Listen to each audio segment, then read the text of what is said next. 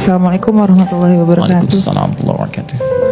Ustadz, kalau misalkan ada seorang suami yang dia bersodakoh, tapi dia bersodakoh itu tanpa seizin istrinya, sedangkan kebutuhan hidup di dalam rumah tangga itu masih belum tercukupi.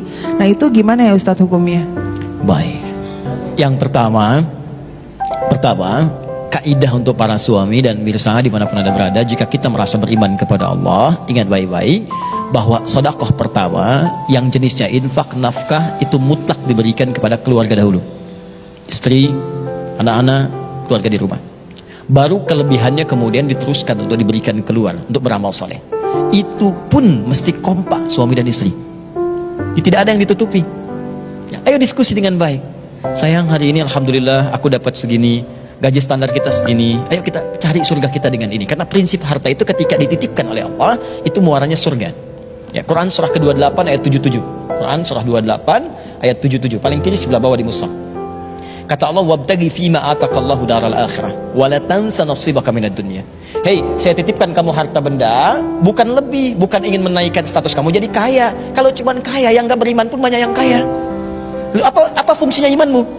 Kata Allah, iman itu akan mendorong kita untuk bersikap seimbang.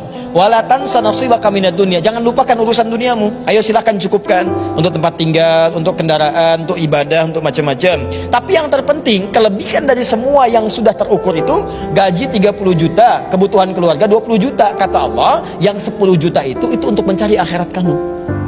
Orang lain itu bukan miskin, tapi saking kayanya fisiknya bisa ibadah. Dia rajin tahajud, dia rajin puasa. Orang bilang dia nggak punya, tapi Allah tahan rizkinya.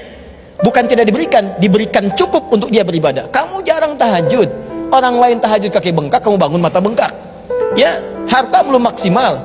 Maaf, puasa jarang, maka Allah berikan kemudian kelebihan dari segi harta benda untuk menyusul surga yang lainnya. Maka diskusi di situ. Ya, kalau sudah diskusi, maka mendapatkan nilai-nilai kebaikan di dalamnya. Insya Allah. Baik, teman-teman sekalian, jadi kita simpulkan bahwa yang pertama, jadikan semua aktivitas Ramadan kita terencana, supaya amalan kita terukur, benar ditunaikan, dan bisa dinikmati dengan baik. Maka di antara rencana itu, ada riwayat dalam hadis Al-Bukhari, keluarkan amalan-amalan yang pernah Nabi kerjakan. Cukupkan di situ sehingga kita tidak terlampau lelah untuk mengerjakan amalan lainnya. Amalan pertama, siapkan agenda untuk sedekah, untuk berbagi. Kalau ada uang, siapkan uang. Kalau ada makanan, siapkan makanan. Kalau tak ada makanan, tak ada uang, maka jenis sedekah yang kedua, berbagi dengan kemampuan fisik kita. Datang ke masjid, sambungkan ide-ide kita, bersihkan yang kotor,